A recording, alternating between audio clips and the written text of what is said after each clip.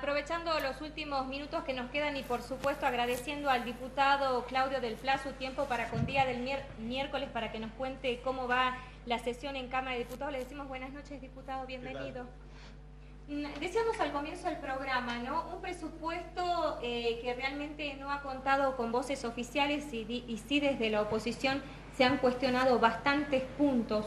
Usted ha cuestionado algunos en particular. ¿En qué no coincide, diputado? Bueno, de conjunto es un presupuesto de ajuste. Es decir, aquello que tiene que ver con el interés público, el gasto social, la obra pública, los salarios, claramente es un presupuesto que está disminuido. Y a la hora de calcular los recursos se mantienen estructuras de privilegio muy negativas y vamos a tener grandes faltas, grandes carencias en el presupuesto.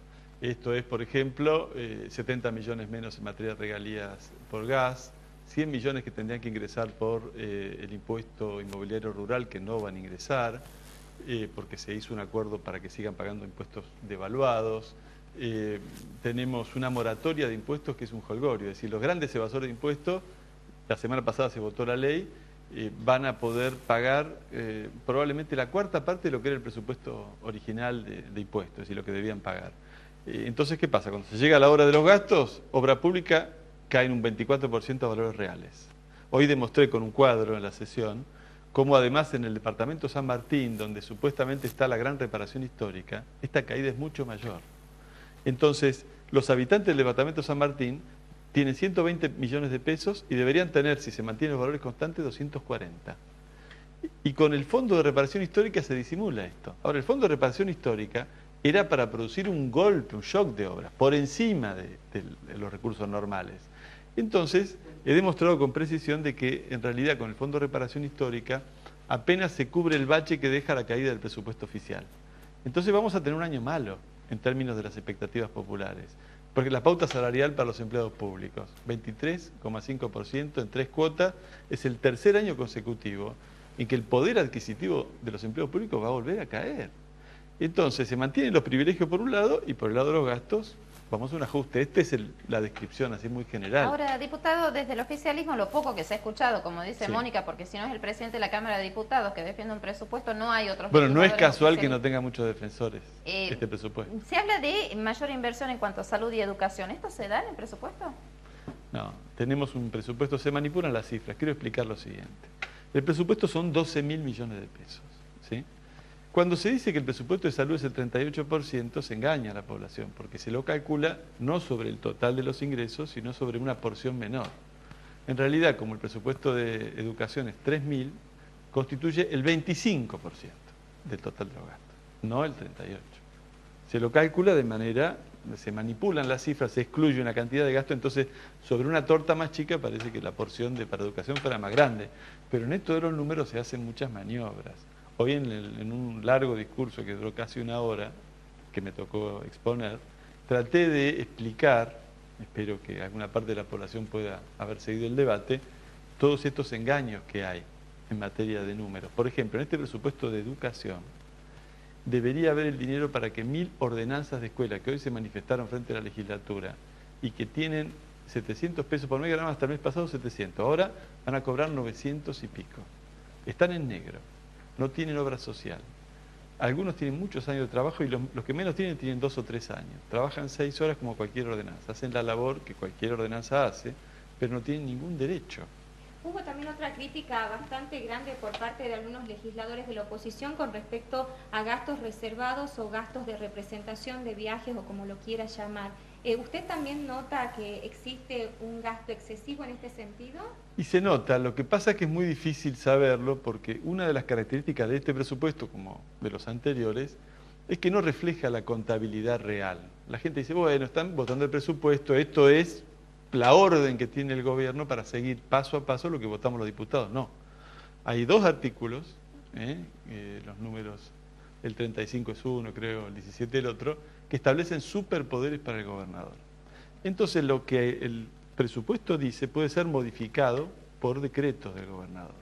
Entonces la ley que votamos en la legislatura no es la verdadera utilización que se va a hacer de los fondos, sino que eso después puede ser modificado ampliamente por el gobernador. Hay una partida que se llama gastos no personales. Es una partida rara. difícil de entender, porque ahí se Pero eso involucran. existió siempre, diputado. Sí, no es una novedad, pero quiero decir, vos me preguntás si hay nivel de gasto discrecional, y puede haberlo porque esa partida tiene 700 millones de pesos. Y entonces ahí incluyen desde la factura de la luz, el teléfono, los viáticos, los gastos, las cajas chicas de los ministerios, y toda una cantidad de gastos que ya ahí se oscurece el presupuesto. Se oscurece, uno no sabe qué porción de esto termina en gastos. Sabemos que los funcionarios viajan mucho, eso se nota por el boletín oficial, ¿no es cierto? Esta semana viajaron a tal lugar, tales y cuales, es todo un gasto muy importante, se nota que es eso. Ahora, no podemos saber, y no se abren las cifras, para poder saber exactamente cuánto va a ese tipo de gastos. Sí sabemos que el gobernador tiene, obviamente, mucha gente que no trabaja, que son exministros, que gana salarios muy altos, y que allí está, bueno, parte de ese gasto se debe financiar con esta partida. ¿Se van a construir más viviendas? ¿Está contemplada? Hace muy poquito se hizo un anuncio de 1.450 viviendas. Bueno, lo que ocurre es lo siguiente, el anuncio del gobernador es que vamos a tener 3.000 viviendas por año. Si se cumple sería bastante más de lo que se hace ahora, que no llega a 2.000, 1.500, 2.000, ¿no es cierto? El problema es que eso no está reflejado en el presupuesto. En este presupuesto, que tiene una caída neta del 24% a valores reales, porque el dinero tiene que ajustarse con los precios que cuesta cada metro cuadrado de la construcción, y se ajustó solamente un 6%.